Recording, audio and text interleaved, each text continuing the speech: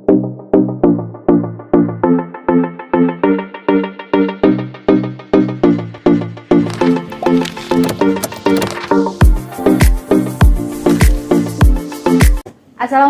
warahmatullahi wabarakatuh. Selamat pagi mahasiswa semua.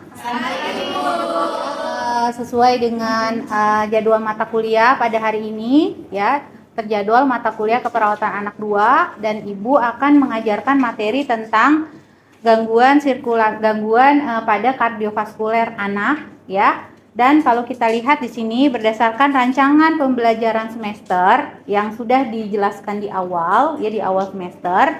Di sini capaian prodi adalah salah satunya kalian dapat melakukan simulasi pemberian asuhan keperawatan pada anak dengan gangguan sistem kardiovaskuler, ya, serta juga bisa memberikan intervensi yang berbasis kepada evidence based nursing, ya. Kalau kaitannya dengan kardiovaskuler, jadi di sini intervensi-intervensi pada pasien dengan gangguan kardiovaskuler anak, ya. Nah, kemudian kalian juga nanti diharapkan mampu mengintegrasikan, menyatukan hasil-hasil penelitian yang kalian dapat terkait dengan kasus gangguan kardiovaskuler pada anak, ya, sehingga kalian bisa nantinya ketika kalian bekerja di rumah sakit bisa mengimplementasikan nih, kira-kira apa yang bisa saya lakukan, ya, apa yang bisa kita rencanakan, asuhan keperawatan seperti apa yang bisa kita berikan untuk pasien dengan gangguan kardiovaskuler. Ini khususnya pada anak, ya. Oke, demikian deskripsi singkat untuk rancangan pembelajaran semester yang kaitannya dengan materi Ibu, ya. Nah, di sini kita masuk ke dalam materinya, ya. Silahkan dilihat di materi masing-masing yang sudah Ibu sampaikan, ya, Ibu share. Nah, di sini untuk gangguan sistem kardiovaskuler pada anak, ya, kita lihat, ya, bahwa anak sendiri, ya, dikatakan anak, ya, dilihat dari rentang usianya. Ya, tentang usia anak berapa? 0 sampai 18 tahun. Jadi yang akan kita bahas itu adalah gangguan kardiovaskuler pada rentang itu. Ya, Bu, dari 0 tahun, Bu. Ya, betul, dari 0 tahun karena ada kasus-kasus gangguan kardiovaskuler itu ditemukan sejak bayi dilahirkan, ya. Jadi di sini bayi lahir dengan gangguan kongenital, ya, pada organ jantungnya. Jadi dikatakan di sini anak tidak sama dengan orang dewasa, ya. Jadi anak itu bukan miniatur orang dewasa. Anak memiliki pertumbuhan dan perkembangannya sendiri, ya, yang perlu kita pelajari, ya, agar kita paham betul. Oh iya, kasus kardiovaskuler pada anak dengan dewasa berbeda kasusnya, ya. Nah, mengulang sedikit, ya, di slide selanjutnya bahwa kalian sendiri kan sudah, ya, membahas, ya, pada pertemuan yang lalu tentang struktur dari organ jantung, ya, terdiri dari 4 rongga secara umum, ya. Apa saja ruang-ruang di jantung? 2 atrium, 2 ventrikel, ya. Atrium kanan dan kiri, ventrikel kanan dan kiri. Kemudian di antara ruang tersebut ada apa yang menjaga agar aliran darahnya tetap on control, dikenal dengan istilah katup, ya. Jadi di sini ada katup di antara atrium, ya, dan juga di antara katup antara atrium dan ventrikel, ya. Kemudian aliran darah dari ventrikel kalau ventrikel kanan ke paru-paru itu nanti ada katupnya lagi, ya. Kemudian masuk ke arah dari paru-paru ke jantung kembali nanti ada katupnya lagi, ya. Kalau dilihat di slide di situ valve istilahnya, ya, valves, ya. Ada tricuspid valve, pulmonary valve, mitral valve, dan aortic valve. Nah, ini terkait dengan ruang, ya, atau organ yang ada di jantungnya, ya. Oke, kita lihat di slide selanjutnya, yaitu adalah aliran dari darahnya, ya. Merah, ya, digambarkan dari yang kaya akan oksigen. Kalau biru kaya akan karbon dioksida, ya. Jadi yang kaya akan karbon dioksida masuk ke paru-paru, ya, dari atrium kanan, ventrikel kanan masuk ke paru-paru lewat arteri pulmonalis ya. Kemudian kembali lagi ke jantung melewati atrium kiri, ventrikel kiri ya. Kemudian mengalir ke seluruh darah ya lewat aorta ya, itu merah. Nah, ini kalian lihat ya percabangannya ya. Pada pertemuan yang lalu Ibu juga sempat menyampaikan ya bahwa adanya perbedaan antara organ jantung janin dengan organ jantung ya anak yang sudah dilahirkan. Ya, kemarin masih ingat? Ya, apa perbedaannya? Ayo kelompok kardiovaskuler ada yang bisa menjelaskan perbedaannya? Apa? Adanya apa? Ductus arteriosus, terus kemudian ductus venosus, ya, kemudian apalagi ada foramen ovale. Ingat ya. Nah, itu organ yang terdapat di janin. Jadi ketika bayi dilahirkan, kemudian organ tersebut menutup menjadi ligamen, menjadi otot ya, yang kemudian ya seperti kita lihat alirannya ya menjadi aliran yang kita lihat ini ya, peredaran darah kecil, peredaran darah besar.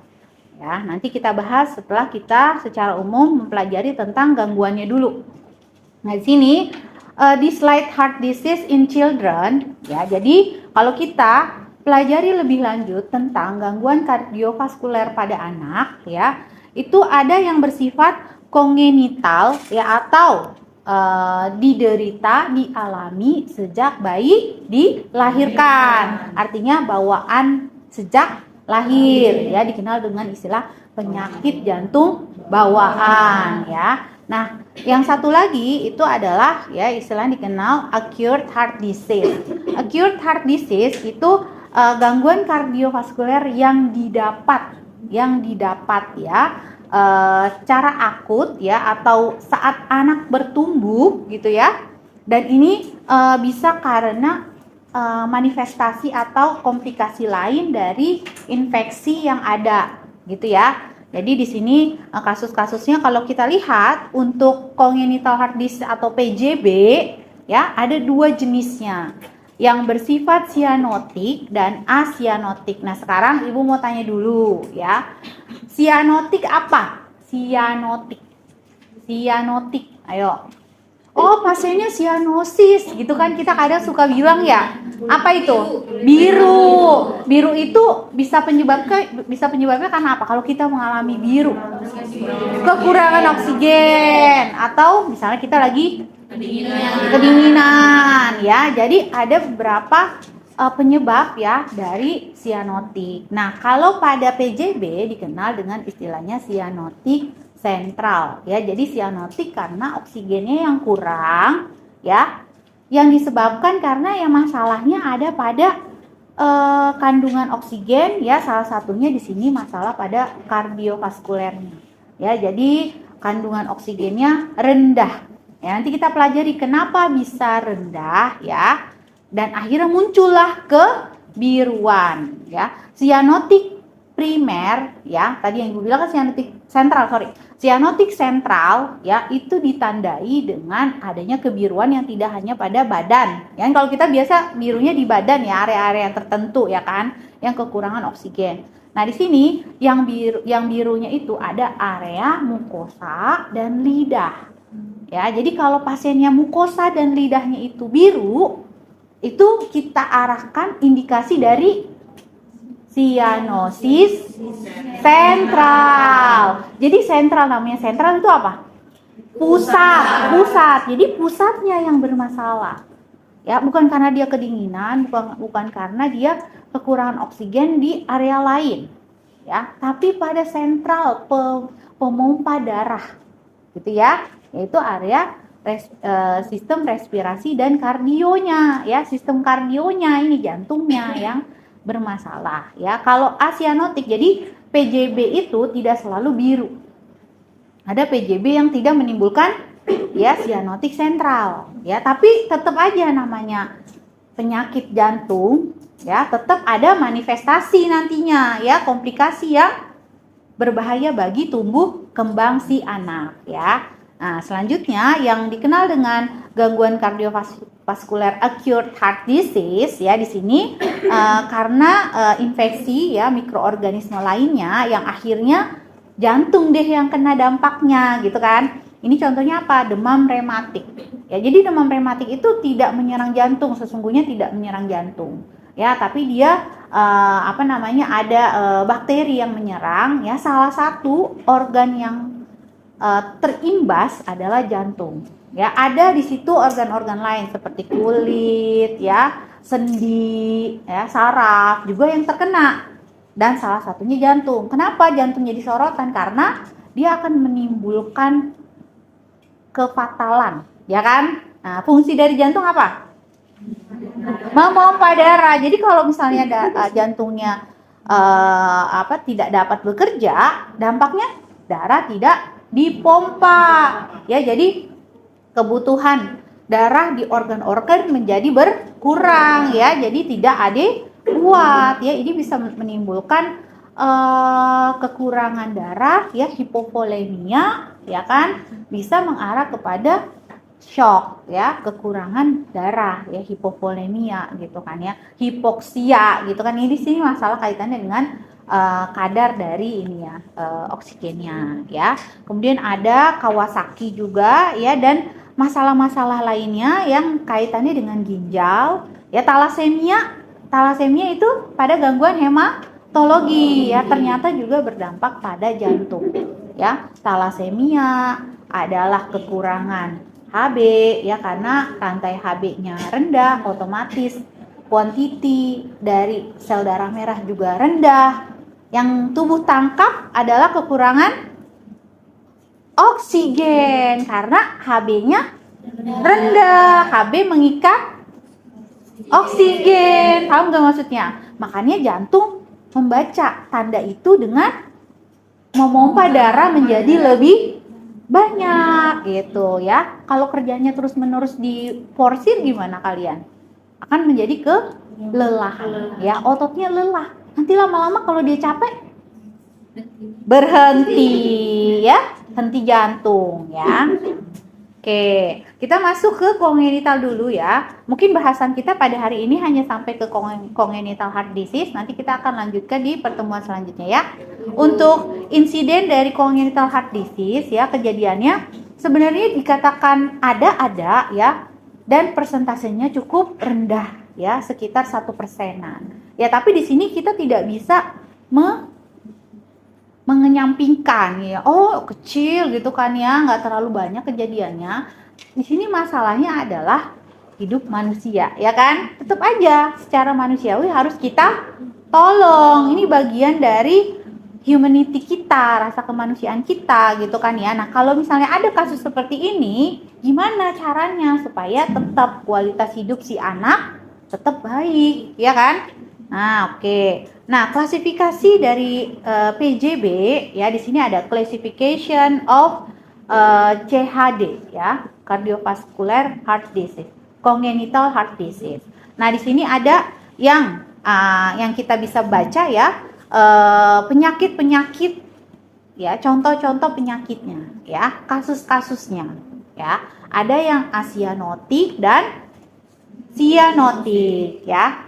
Lagi ya, di sini ada classification of congenital heart disease, asianotik dan cyanotic ya, PJB asianotik dan PJB cyanotic ya. Nah, contoh-contoh kasus-kasus yang umum yang kita kenal ada di rumah sakit ya, atau banyak kasus nanti akan kalian temui untuk terkait PJB ya. Contoh-contohnya ini ya. Nah, asianotik ya, ada pulmonary stenosis, aortic stenosis, coarctatio aorta ya, serta juga ada PDA, atrial septal defect, ventricular septal defect. Nah, untuk yang kita pelajari pada gangguan kardiovaskuler di materi mata kuliah ini, yaitu adalah PDA, ASD, VSD, dan untuk yang cyanotiknya adalah tetralogi Ovalot Ya, jadi kita bahas secara sekelumit aja supaya kalian tahu gambaran, oh begini ya PJB sianotik dan asianotik gitu ya. Nah, kita lihat ya di sini untuk asianotik ya, ada poin di situ normal pulmonary blood flow dan juga increase pulmonary blood flow. Jadi maksudnya di sini adalah asianotik yang terjadi ya membuat tekanan paru tetap normal ya. Contohnya pada PS, ES, COA itu tetap normal tekanan parunya ya. Nah, kalau yang meningkatkan increase meningkatkan increase pulmonary blood flow, jadi meningkatkan aliran di paru yang otomatis menyebabkan tekanan paru jadi naik ya. Itu ada di PDA, ASD, VSD ya. Kita coba analisa lagi ya. Kalau misalnya aliran darah ke paru menjadi lebih meningkat, dampaknya apa? Aliran darah ke paru menjadi lebih meningkat. Nanti Ibu akan sampaikan ya, ajarkan kenapa bisa meningkat. Nah, sekarang kita coba analisa dulu. Kalau misalnya aliran darah ke paru tambah banyak, ya apa yang terjadi pada paru? Hipertensi pulmonar ya. Jadi adanya tekanan paru yang meningkat. Kalau tekanannya meningkat, kalau di kepala kan muncul nyeri ya kan? Karena tekanan di otaknya meningkat ya, muncul rasa ya pusing gitu yang kita alami. Kalau di paru-paru kan lunak ya organnya. Ketika tekanannya meningkat, akhirnya ada apa itu? Perpindahan cairan, ya enggak? Ya, jadi cairan ada yang berpindah. Terus kemudian ketika parunya mengembang, ya, ada kesulitan dalam pengembangan paru, ya. Itu salah satu manifestasinya. Kalau terjadi peningkatan sirkulasi darah ke paru, ya, pada kasus yang asianotik PJB, ya. Nah, kalau kita lihat yang sianotik, ada di situ yang tekanan parunya tetap normal, ya. Kemudian ada yang juga meningkatkan tekanan paru, ya, dan juga ada yang justru menurunkan tekanan paru, ya. Nah, ini contoh-contohnya, ya. Tetralogi Overload itu menurunkan tekanan paru karena ada beberapa kejadian sehingga tekanan paru menurun. Ya, nanti kita pelajari, ya. Kok bisa Bu menurun? Tapi jangan salah, sianotik lebih gawat daripada asianotik. Ya kan? Kalau kalian melihat pasien sianotik terus gimana kalian? Lebih gawat nggak? Iya, karena oksigennya ketahuan banget. Dia mengalami penurunan saturasi oksigen dan manifestasinya jelas, ya nggak? Jadi walaupun di sini decrease pulmonary blood flow, tapi penanganannya menjadi lebih urgent, ya, dari sisi kegawatannya itu jadi lebih ya mengancam nyawa. Ya, nah kita lihat slide selanjutnya. Kalian lihat itu ada kasus PDA, patent ductus arteriosus, ya. Kalau kita lihat di sini alirannya, ya kalian lihat di situ alirannya ada merah bercampur ke biru, ya enggak? Kalau kita lihat alirannya, lihat enggak? Nah, ya. Jadi Ibu ceritakan secara singkat dulu untuk PDA ini, patent ductus arteriosus, ya. Kalau kita sempat mengulas tadi di awal materi, ya, pada perkembangan janin ada organ yang harusnya ketika janin itu dilahirkan harusnya tertutup. Salah satunya apa tadi? Ductus arteriosus, ya. Inilah kondisi yang terjadi ketika ductus arteriosus menetap. Ngerti nggak maksudnya? Tetap ada, ya, menetap gitu, ya. Makanya dikatakan paten, ductus arteriosusnya paten, ya. Jadi menetap dia, nggak menutup. Akhirnya terjadi percampuran darah, ya, darah yang merah bercampur ke yang biru. Kita lihat di alirannya, ya. Dan ini menyebabkan aliran darah merah tadi yang berujung kepada tubuh, kan itu aorta ya, ya enggak? Kalian kan itu aorta kan? Ya, berkurang.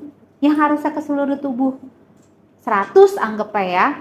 Jadi berkurang tergantung dari besaran ductus arteriosusnya. Jadi ada darah yang bocor masuk ke arteri pulmonal. Nah, arteri pulmonal itu menuju ke biru, itu menuju ke paru-paru. Makanya dikatakan PDA itu meningkatkan sirkulasi darah ke paru, karena darah dari aorta sebagian masuk ke paru, ya.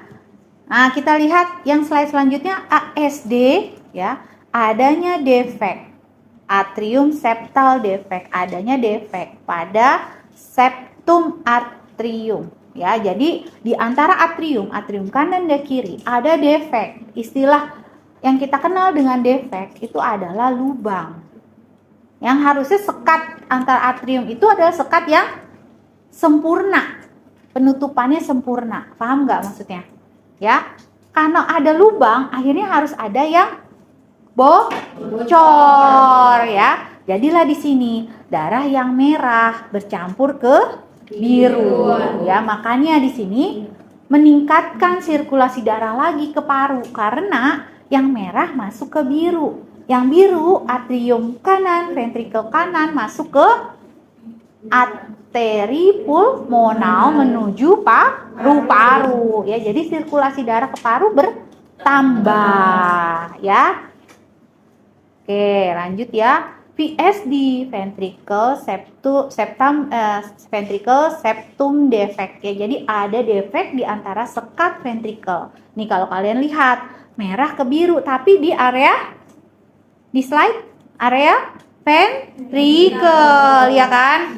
Merah ke biru lagi. Makanya di sini terjadi peningkatan aliran darah lagi ke paru-paru, ya. Nah, ini ya. Nah, kalau kalian lihat di gambar, ada yang small VSD dan ada yang large VSD, ya. Jadi kalau di dalam istilah PJB, ya, untuk VSD itu ada VSD yang kecil, ya, dan ada VSD yang besar, ya. Dilihat dari ya. Jadi dilihat dari besaran atau defeknya, ya. Nah, kalau kita ibaratkan tuh kalau ban itu, ya, ada yang ban bocornya halus gitu, ya. Ada yang bocornya tuh yang langsung kita dudukin terus gembes, ya kan? Nah, itu maksudnya. Nah, ini kaitannya dengan tekanan, ya. Kaitannya dengan tekanan. Kalau yang lebih kecil, percampurannya kan menjadi lebih sedikit. Manifestasinya nggak terlalu berat banget, ya. Kalau yang besar, itu nanti akan ada tekanan yang, ya, berbalik. Ya, makanya ya terkadang ditemukan VSD large, ya, itu cyanotic. Paham nggak? Jadi menimbulkan biru. Kenapa? Karena dia tekanannya terlalu besar. Ya, akibat perpindahan darah dari merah ke birunya terlalu banyak, ya, sehingga dia berbalik. Ngerti nggak maksudnya? Ya, balik lagi dia ke arah kiri. Tadinya kan kiri ke kanan.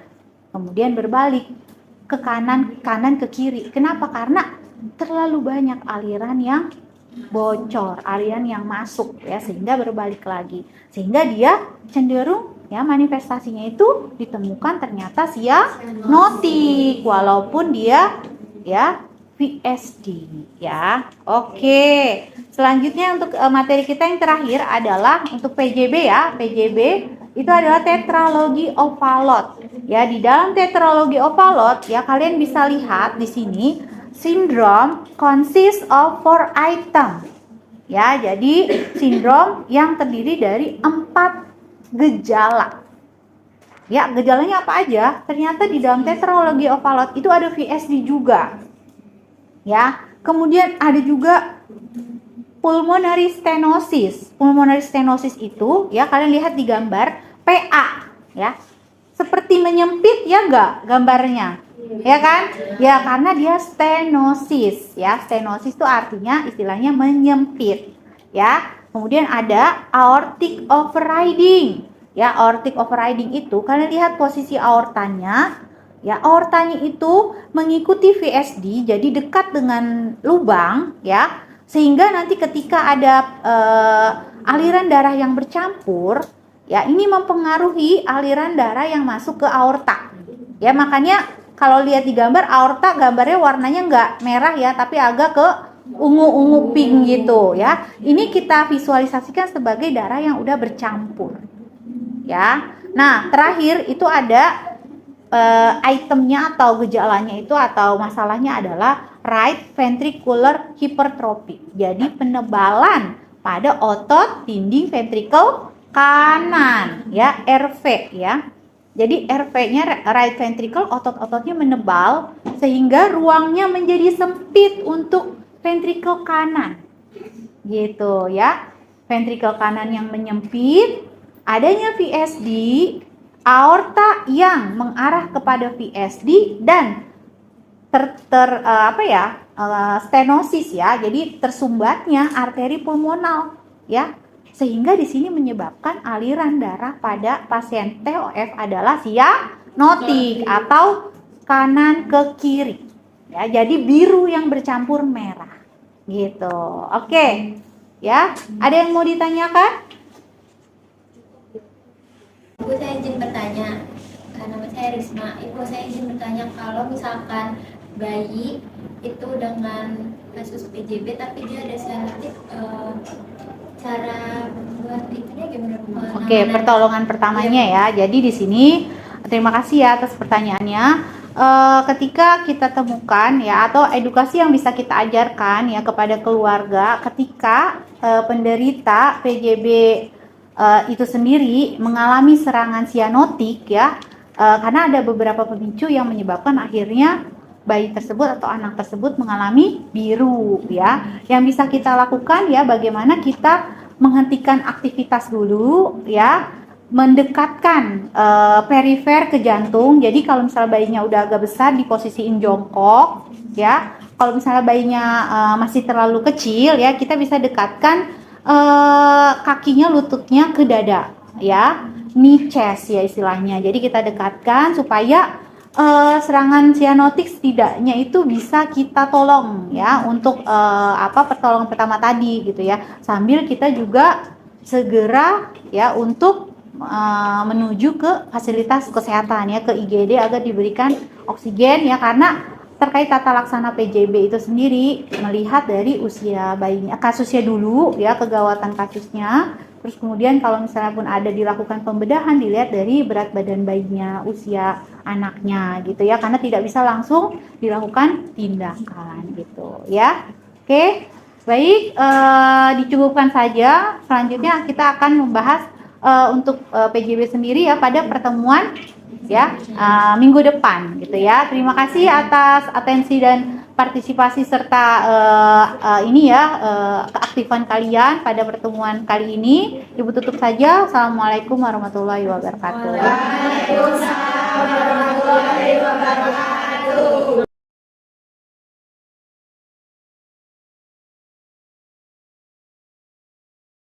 Tadi kayaknya kan ibu jeda-jeda juga ya, mungkin ada 3 menit. Cepetan nanya yang satu aja set gitu. Kamu kan mau eksis ya, mau eksis.